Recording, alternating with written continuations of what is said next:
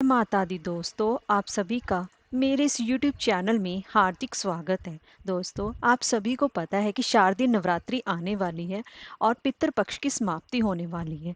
तो ऐसे में माँ दुर्गा नवरात्रि के दौरान पृथ्वी पर निवास करती है। दोस्तों, इस साल 2023 में माँ दुर्गा नवरात्रि के दौरान हाथी की सवारी से आ रही हैं, जो कि बेहद ही शुभ फलदायी मानी जाता है और अपने भक्तों की सभी मनोकामनाएं पूर्ण करने वाली है।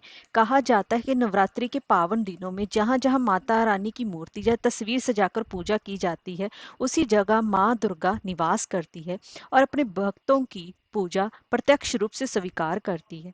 इसलिए माँ दुर्गा की कृपा पाने के लिए नवरात्रि को बहुत ही पावन और पवित्र माना जाता है। नवरात्रि से पहले ही लोग घरों में तैयारियां भी शुरू कर देते हैं।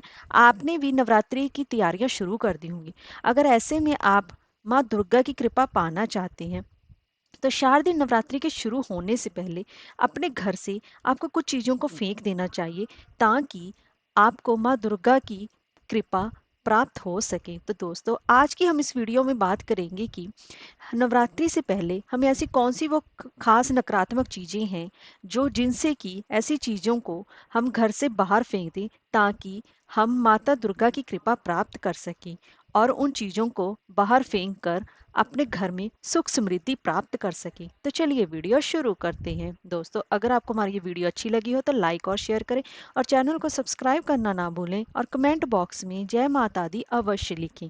तो चलिए वीडियो शुरू करते हैं। दोस्तों, हम सब घर में अपने घर में छोटा सा पूजा रूम तो बनाते ही हैं और उसमें हम मूर्तियां भी रखती हैं। पर कई बार घर में हमारे मूर्तियां खंडित हो जाती हैं, जिसको कि हम एक तरफ रख देते हैं और नई मूर्तियां ले आते हैं। तो दोस्तों, ये गलत है। घर में किसी भी भगवान की खंडित मूर्ति नहीं रखनी चाहिए, इसे शुभ नहीं माना जाता है।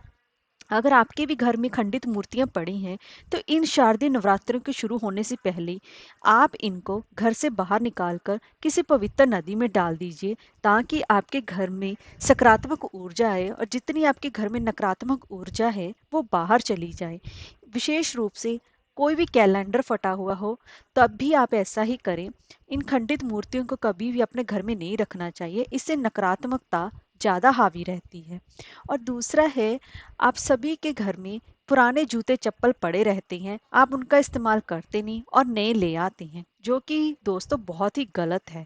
अगर आपके घर में भी पुराने जूते चप्पल पड़े हैं जिनका इस्तेमाल आप करते नहीं हैं और वो फटे हुए हैं, तो आप उन्हें इस नवरात्र में, इस शारदीय नवरात्र में आने से पहले ही उसको घर से बाहर निकाल दें, क्योंकि ये वास्तु के हिसाब से भी अच्छा नहीं है। और वैसे भी घर में पुराने जूते चप्पल रखने से घर में नकारात्मक ऊर्जा का प्रभाव ज़्यादा बढ़ता है। जो भी आपके पुराने जूते चप्पल है जो आप इस्तेमाल नहीं कर रहे हैं, उसको जल्द से जल्द इस नवरात्रि आने से पहले ही उसको अपने घर से बाहर कर दें, ताकि आपके घर में सकारात्मकता बनी रहे और सभी घर में सुख शांति बनी रहे। दोस्तों, समय समय का हमारे जिंदगी में बहुत ज़्यादा महत्व है, पर आजकल समय किसी के पास भी नहीं है कि वे कुछ सोच सके या पूजा लोगों के घर में समय के हिसाब से बंद घड़ियां या फिर वॉच सब बंद पड़े रहते हैं। उनको इस बात का भी ध्यान नहीं रहता कि हम इनको चलाएं या फिर इनको फेंक दें। अक्सर हम कई घरों में बंद पड़ियां घड़ियां देखते हैं और जिसकी तरफ किसी का भी ध्यान नहीं जाता। घर में बंद घड़ी रखने से परिवार के लोगों की तरक्की रुकती है और इससे घर में नकारात्मकता भी बढ़ने लगती है। इसलिए अगर आपके घर में भी कोई बंद पड़ी घड़ी है या फिर वॉच है, तो उसको इस नवरात्रि आने से पहले ही या तो उसमें ठीक करा लें या फिर उसको अपने घर से हटा दें। अगर आप ऐसा करेंगे तो समय भी आपकी कदर करना शुरू कर देगा। इस बात का आप विशेष ध्यान रखें। दोस्तों, अब हमारे घर में कांच का इस्तेमाल तो होता ही है। हम आजकल हर चीज़ कांच की इस्तेमाल करने लगते हैं। कई बार हमारे हाथ से कुछ चीज़ें टूट जाती हैं, जिसको कि हम आधी अधूरी रख लेते हैं और आधी अधूरी फेंक देते हैं। तो दोस्तों, ऐसा गलत है। अगर आपके घर में भी कोई टूटा हुआ कांच है या फिर खिड़की है, या तो आप उसको कांच को पूरी तरह से हटवा दें या फिर आप कांच की खिड़की ही ना लगवाएं। इस बात का विशेष ध्यान रखें। अगर आपके घर में कोई टूटा हुआ कांच या खिड़की है तो ऐसी बनी चीजें रखने से घर में नकारात्मक ऊर्जा बहुत ज्यादा आकर्षित होती है, जिसके कारण की आर्थिक स्थिति भी कमजोर होने लगती है। इसलिए इस नवरात्रि शुरू होने से पहले ही आपके घर में जितने भी टूटे हुए कांच की चीजें हैं उसको जल्द से जल्द बाहर निकाल दें, ताकि आप माँ की कृपा विशेष रूप से प्राप्त कर सकें।